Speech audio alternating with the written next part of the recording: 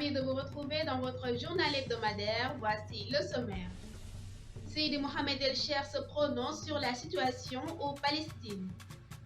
Macky vend la Pointe Sarène et achète un nouvel avion de commandement. Cessez-le-feu entre Israéliens et Palestiniens, cette trêve est précaire. Hajj 2021, l'Arabie Saoudite n'accueillera que 65 000 pèlerins cette année. Covid-19, le variant indien fait son apparition à Singapour. Mali, Assimi Goïta a pris le contrôle du pays après avoir démis le président et le premier ministre. Tout de suite, le développement.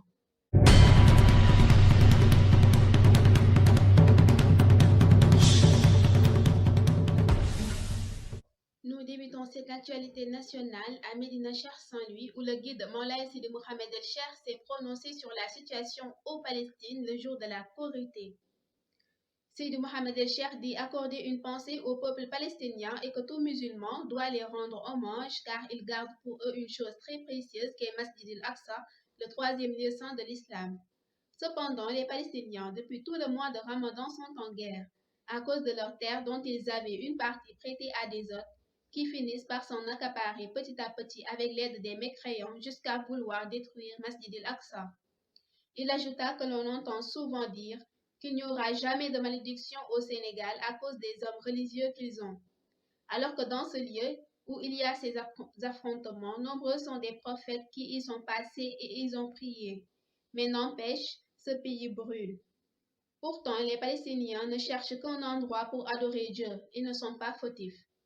Il dit que le problème vient de la porte de Damas lorsque les Palestiniens terminent leur prière surrégatoire et se regroupent pour boire du thé. De quoi se mêlent les Israéliens, demande-t-il. Ils n'ont qu'à s'occuper de leur synagogue. Tout ça est un rapport de force qui a pu aboutir grâce à des mécréants.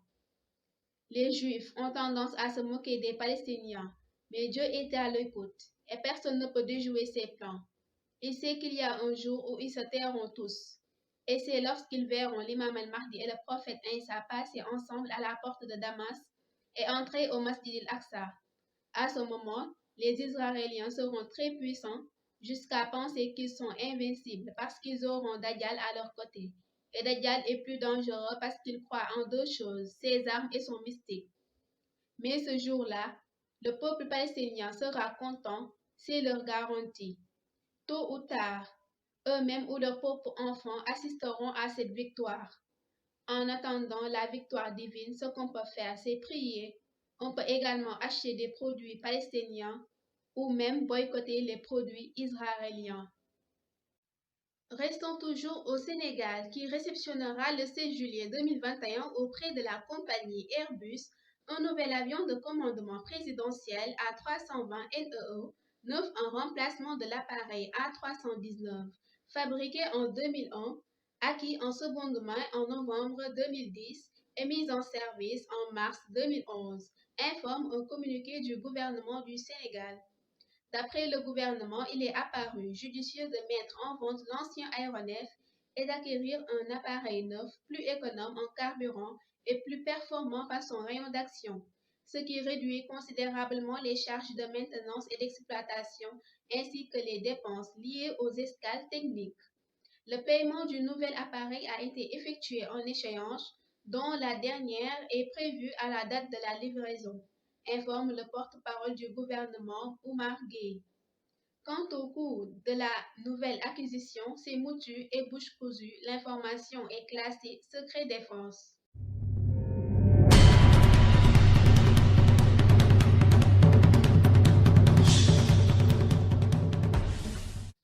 Passons maintenant à l'actualité internationale avec le cessez-le-feu entre Israéliens et Palestiniens qui a été décrété jeudi soir et est entré en vigueur sonnant l'arrêt de 11 jours d'hostilité qui se solde par un bilan très lourd de 132 morts à Gaza dont 65 enfants et 12 morts dont un enfant côté israélien. L'Égypte qui était à la manœuvre pour obtenir cette trêve enverra sur place deux délégations pour surveiller son application. Selon Hasni Habidi, cette trêve est précaire et est très vulnérable parce qu'elle ne repose sur aucune mesure de garantie. L'Arabie saoudite compte limiter ses pèlerins. Cette année, seuls 65 000 pèlerins sont autorisés à accomplir ce pilier de l'islam. Cette proposition faite par le ministre saoudien de la Santé est une perte pour les agences de voyage.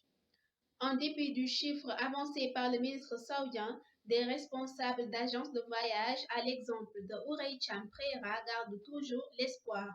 On demeure, nous, convaincus que ce nombre va changer parce que tout simplement, il est trop faible par rapport à la capacité d'accueil d'aujourd'hui, dit-elle.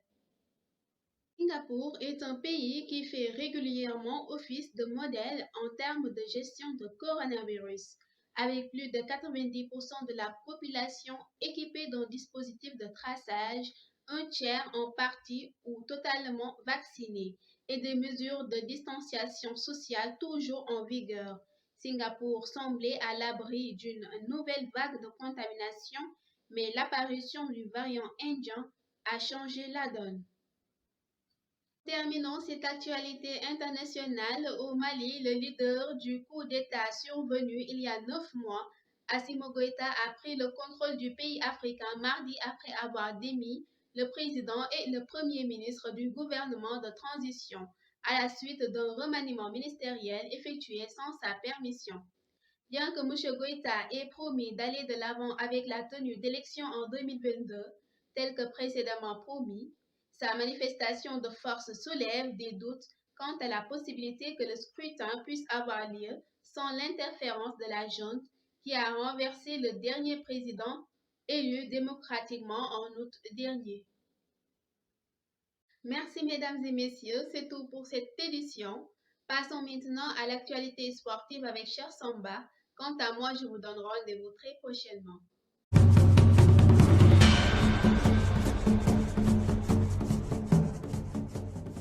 Heureux de vous retrouver dans Nourrim Talsam Sport. Nous allons démarrer l'actualité sportive en parlant du football.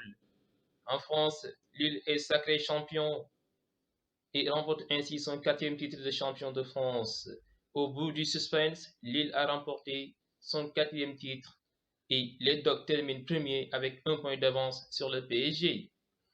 En Espagne, l'Atlético de Madrid remporte son 11e titre de champion d'Espagne au bout d'une saison 2020-2021 qui aura vu plus de suspense qu'attendu dans les premiers mois. Si les Colchoneros ont mérité ce titre et ont maintenu la distance avec leurs poursuivants, ils ont aussi profité des défaillances conjuguées du Real et du Barça si inhabituelles ces dernières années, avec un grand Luis Suarez de tous les jours. Parlons maintenant beach soccer. La CAN de beach soccer débutait dimanche à Saly au Sénégal et le pays hôte et double tenant du titre ne s'est pas loupé puisque les Lions ont cartonné l'Ouganda 5 buts à 1 pour se hisser en tête d'un groupe A qui se joue à 3 en raison du forfait de dernière minute de la RD Congo. Sur ces informations, nous vous donnons rendez-vous très prochainement dans Nourrim Talsam Sport pour ne rien rater de l'actualité sportive.